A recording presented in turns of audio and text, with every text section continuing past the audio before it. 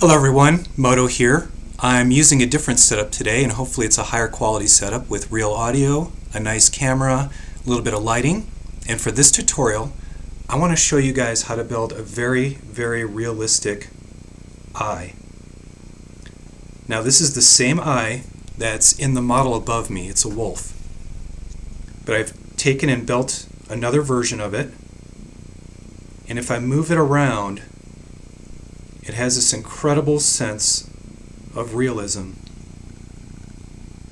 And the reason it does is if I turn it sideways, you can see I've stacked a number of dishes in a pattern with what I call as a slider piece, but I'll hold up to the camera so you guys can really see it. But if you think about using Lego and representing reality, and you think about how an eye interacts with the world, the light will come in, it'll hit the pupil, and the pupil and the front of the eye is a convex shape. And the light's going to bounce off and create what we call specular highlights. You see those reflections?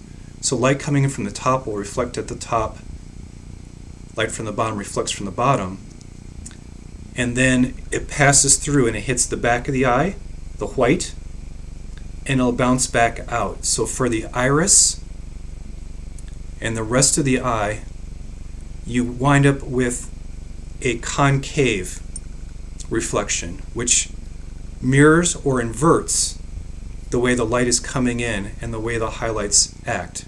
The highlights are reversed. And that's what makes this eyeball seem to work and trick your mind into seeing that sort of depth in all of the reflections. Okay? So that's just using how light works with an eye to come up with a very simple technique to build a very realistic eye shape. So taking it apart like you'd think the white of the eye, I'm using a 4x4 white. Because this is a cat or a dog type eye that has a reflective surface at night, I've got the new Harry Potter dish, and it has glitter with transparent light blue. So that glitter is going to give that little bit of a nighttime reflective effect. At least that's what I was intending. I step it down to a 3x3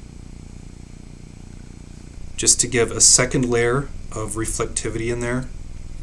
And lastly, I'll put it on the tip of my finger. This is an inverted element, and they're normally used at the bottom of vehicles to slide things along a carpeted floor, or they can be used as an inverse connector to just keep things clean looking. And they're out there. They're fairly popular. And you notice that there's a 1x1 round plate, aka the stud, just on the end there so that the studs of it don't hit the dish below. And just because I'm a perfectionist, I use the transparent light blue stud. Okay? And you could step this down. There's one element in particular I'm thinking of that would have a rounded surface that's 1x1. Then you could go to a 1x2 and then a 1x3, and that would finish it as smaller, because this is a very large scale eye. You always get more realism because you can play with a lot more at larger scales, but you can see how that's roughly 1-to-1 with my head. So you'd have to be dealing with a very significant model build.